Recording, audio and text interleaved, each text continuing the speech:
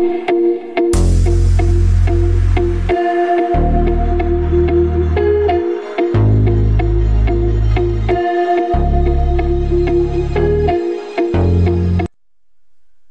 tout le monde et bienvenue dans votre chaîne BEM TV avec une nouvelle séquence sur le foisonnement résiduel.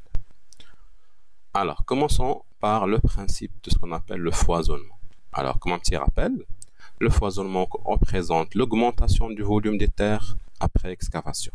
Alors, quand on fait un déblai, automatiquement les terrassements ou bien les déblais en place sont inférieurs. Le volume du déblai en place est inférieur au volume du déblai foisonné, extraite. D'accord? C'est ce qu'on appelle le foisonnement.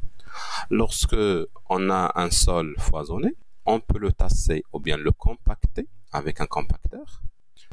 Ce tassement mécanique artificiel, automatiquement, il va alors accroître le processus naturel de tassement du sol. Donc, quand on fait un compactage mécanique, on est en train d'accélérer le processus de quoi? De compactage naturel ou bien de tassement naturel. Alors, automatiquement, le volume du sol tassé ou bien compacté sera toujours moins important qu'un volume foisonné. D'accord? Mais attention, même s'il est inférieur, il est toujours supérieur au volume en place initial. D'accord?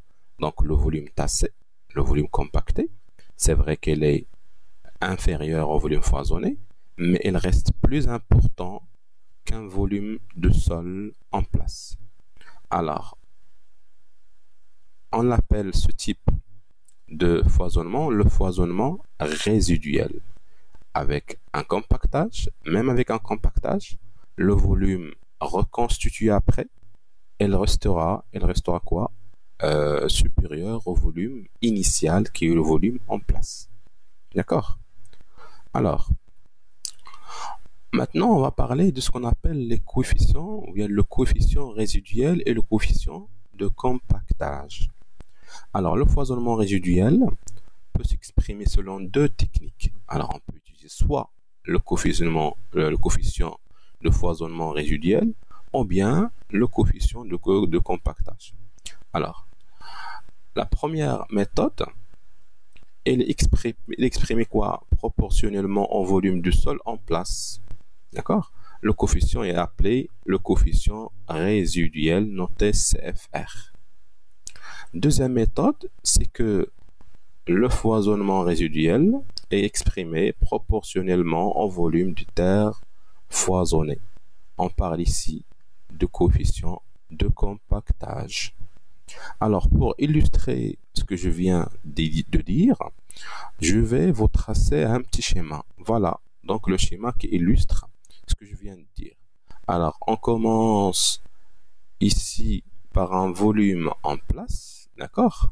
Par un volume en place qui sera extrait, après extraction bien sûr, on aura le volume foisonné et après compactage, on aura un volume compacté ou bien reconstitué. D'accord? Alors, pour calculer le volume foisonné, on n'a qu'à multiplier le volume en place par le coefficient de foisonnement. Attention, ici, c'est le coefficient de foisonnement. Normalement, c'est 1, ou bien c'est un facteur de foisonnement. C'est 1, quelque chose, ça dépend du type de terre. Après, ici, pour retrouver le volume reconstitué, on va multiplier le volume foisonné par le coefficient de compactage. Mais on peut directement trouver le volume reconstitué en se basant sur ce qu'on appelle le coefficient de foisonnement résiduel. D'accord? Voilà. Alors, avec un petit calcul, on peut trouver que le coefficient de foisonnement résiduel, ce n'est que le coefficient de foisonnement fois le coefficient de compactage. Voilà donc la notion de cette séquence et merci.